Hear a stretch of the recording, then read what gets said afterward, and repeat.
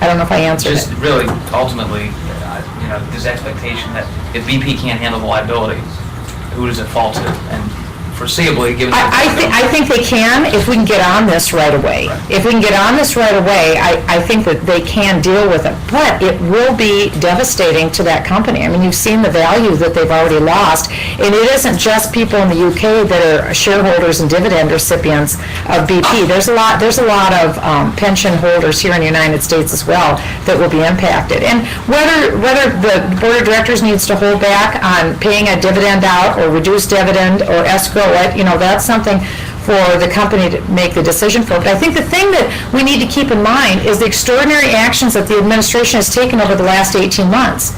There really has been an incredible moving in of the federal government into boardrooms all across the country. Let's face it, for the first time in American history, the federal government owns the two largest car companies in the United States. You haven't seen any effort to unwind that ownership out of those car companies, as well as Citibank and Bank of America. We still own those. And it seems like that's the new norm in the United States, that the federal government will be the equity owner in these companies. That is not how we want to proceed. And I hope that the president isn't going to send the signals now that he believes that the United States should be an equity owner in BP. That would be the wrong signal to send. Yes. You get to ask a question. You're the camera guy. Oh, okay. Congresswoman, you said their election of duty is pretty strong language. Do you think that Congress should exercise like an oversight role and perhaps hold hearings about how the White House is handling this whole disaster? They would have done it to President Bush. So with the logical... I am sure Nancy Pelosi will get on that tomorrow morning. I have no doubt. None. And Harry Reid. Thanks for taking out the time. You mentioned the president castigating BP over possibly creating a fund. We saw sort of the same thing with Secretary Sebelius and WellPoint Insure. They hiked their rates, and she demanded an explanation. What's your reaction to this pattern of holding private companies accountable to the executive branch? Well, private companies need to be held accountable, but not necessarily to the executive branch. It seems to me there's a misreading of the Constitution and a misunderstanding of jurisdictional limits from this White House on what the extent of executive power is. They don't seem to understand that. And now it seems that it's all about extortion. And that what they want to do is create a pot of money for themselves that they can control, and that's not what the executive is supposed to do. There's a real misreading of jurisdictional limits, and they continue to stretch those limits beyond all bounds. And really, I also fault the Democrat leadership in the Congress for not doing more to hold the White House accountable to the extent of those jurisdictional limits, because that really is then for the Congress to get upset about that and say, wait a minute, we're the ones that have oversight and we have the power of the purse, not you.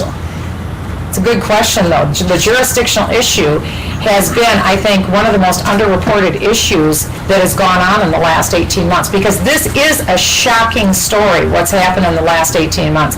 Because an economist from Arizona State University has calculated that in 18 months' time, beginning, unfortunately, under a Republican president with the generation of the TARP fund, the federal government effectively, we have gone from 100% ownership of the private economy in private hands to 51% of the private economy directly owned or controlled by the federal government.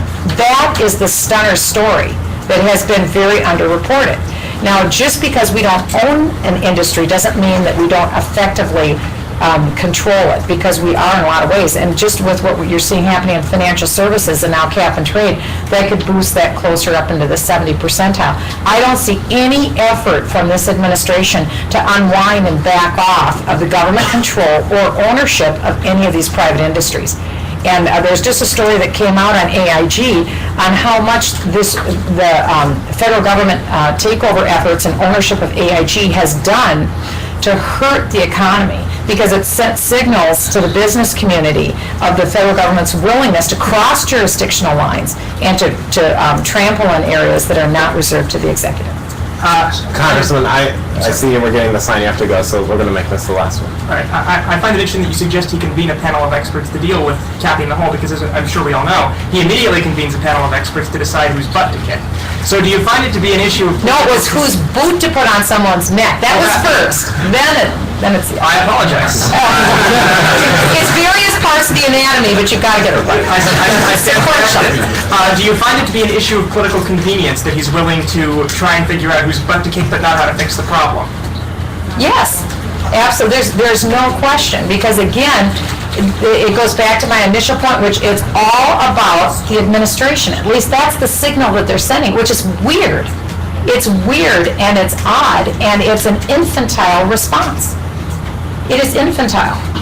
Because you need to grow up, take responsibility, and deal with this like an adult and solve problems. That's what the president said he would do when he was candidate Obama. He was going to solve problems. We haven't seen that happen for over 50 days. An actual plan to solve this problem of capping the hole. It's all been about, at least it seems, about an image problem for managing what's going on with the White House's image. And that's why I mentioned to you the Nashville disaster. That's a disaster. I mean, you can't get into the Grand Ole Opry? That's a disaster. No, I mean, I'm being facetious, but quite honestly, the people in Nashville have suffered. That's billions of dollars worth of damage. Nothing. How could that be?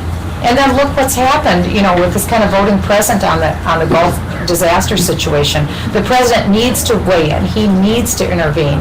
And he has a tremendous opportunity for good. He really does. And I think I give the president a lot of credit as candidate Obama. He really did have a kind of a once-in-a-generation opportunity to be that transformational president, which I wish he could have been. But unfortunately, the last 18 months, I think we have seen the ground shake underneath our country because of a lot of policy decisions he's made, but also from a stylistic point of view, the way that he has handled various crises in his presidency. And I don't think that has engendered confidence. And look at the blockade situation with Turkey and with Israel. All the wrong signals were sent out of that event, in my opinion. And it's made Israel even more vulnerable than they were before. So for that and a lot of other reasons, I think we really need to the White House needs to be held at least to the same level of accountability that the previous administration was held to. And I don't see that the media, present company excluded, has necessarily done that. And that's a role of the media, a very positive role. Congresswoman, thank you for being here. I know you're busy. We appreciate it.